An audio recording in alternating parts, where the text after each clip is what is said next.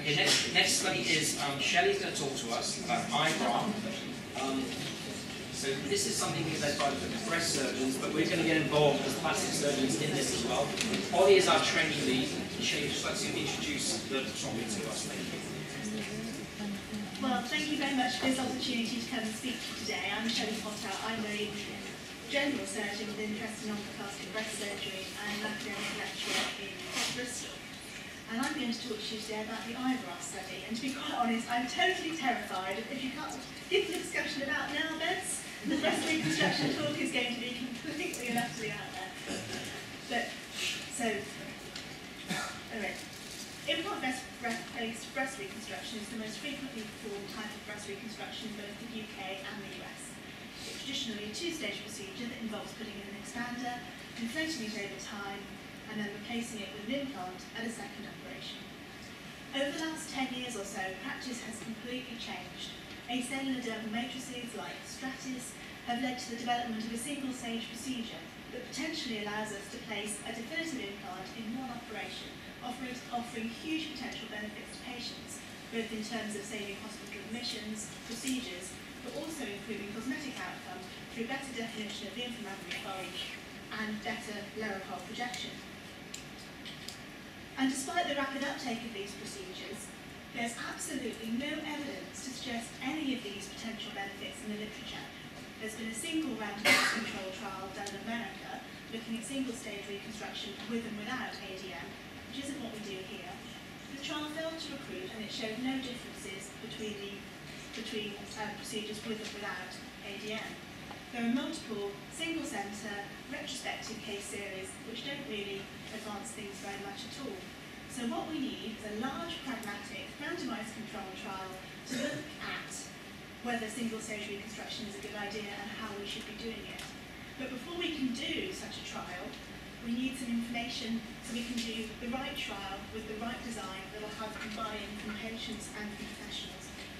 So here we have iBRA, which is a prospective multi-centre cohort study to inform the feasibility and conduct of a pragmatic randomised trial comparing new techniques of implant-based breast reconstruction.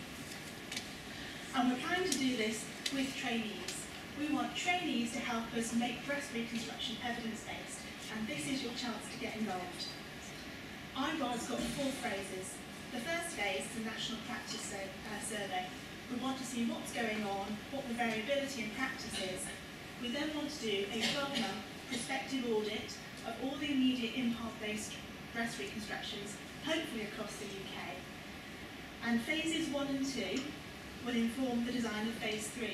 And phase 3 will be an acceptability survey discussing the trial designs that we have managed to put together as a result of phase 1 and phase 2 with patients and professionals, which will lead on to phase 4, which will be the design of the final, definitive, pragmatic, randomised clinical trial. And I'd like you to concentrate on phases 1 and 2, because those are the phases we need your help with. We would like a plastic surgical trainee lead at every single plastic surgical unit in the UK, and we want those trainee leads to run the study with the help of their local teams. So what will participation actually involve? Well, participation will involve completing the National Practice Survey. It will be done with the help of your consultants. You can do it either paper-based or online, and when you're doing this, it's a bit of a drag in places, but please persevere with it. It will give us some really useful information and apply for audit approvals at the same time. And this should be fairly straightforward. We've done it now at about 10 to 12 trusts. Just simply involves filling in the form with a named consultant to oversee it. And we're doing this as a prospective audit. And the reason for doing this as a prospective audit is it's entirely pragmatic. There are defined standards in the oncoplastic guidelines about what we should be achieving in terms of rates of implant loss, rates of infection, rates of return to theatre. And by doing this, we generate comparable data with what's already out there for implant-based breast reconstruction. And we also generate clinical and patient-reported outcomes, so we can think about sample size for a trial, and so we can also think about the most appropriate primary outcome for our trial. It's also pragmatic to do this as an audit, because if we want 50, 60 trusts to take part, expecting them all to get local R&D approvals is just not going to happen. So what we want to do is we want to include consecutive patients who are having immediate implant-based breast reconstruction. And that involves your two-stage, that involves your dermal slings, your ADMs, your TILEs, any implant-based breast reconstruction we want.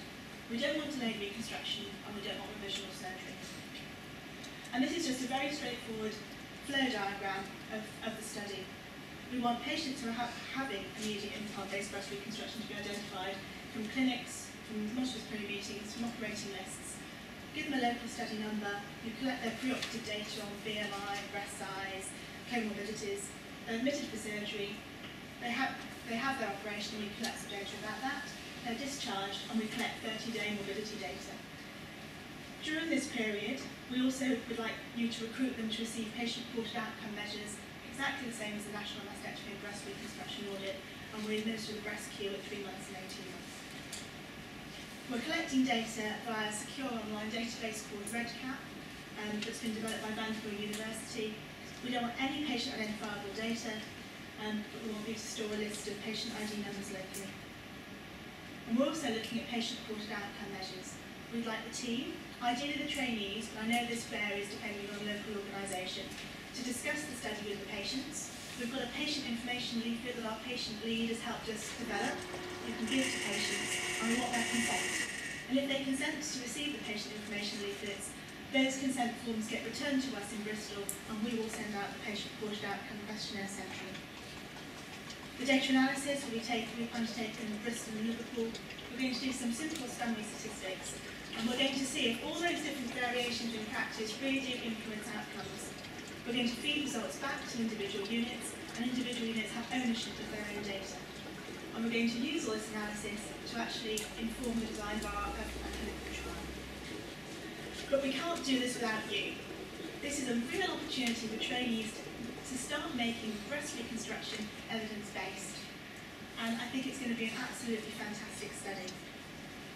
I'd like to thank all the steering group who've been involved in this. We've got the Association of Breast Surgery and iBRA, we've got the Bristol Surgical Trials Centre, and we've got the Clinical Trials Research Centre in Liverpool. And so lots and lots and lots of people. We've got the necessary intellectual and academic support, we just need you to make us work. So think implant, think iBRA, please get involved. Fantastic. That's what we've got to do, guys. So, Shelley, that is how you do an audit. So, organised, planned, and that's what we've got to work up to. So, we need to learn from this, and that's why we're not doing it to start with. We're trying to get involved in this audit, because we're going to learn how this process, everything she's gone through, all those tick boxes, she's got a system, she's got phases, we need to learn how to do that. Ollie, where are we at so far? So far we've got 16 leads are coming forward. We've got a few gaps to fill in nationally. We've been seeing Matt this week to try and fill in those gaps using the regional representatives. So if you are interested, please do contact in the first instance.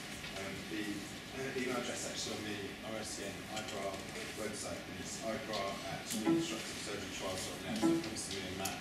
So please register your interest so we can send out phase 1 questionnaires over the next couple of weeks to try and get in. It's a great opportunity for trainees to get involved in a national audit and really get involved here. And we're going to learn about how you've done it, and then we're going to try and do something ourselves, nail bed repairs, and take it forward. Any questions for Shelley?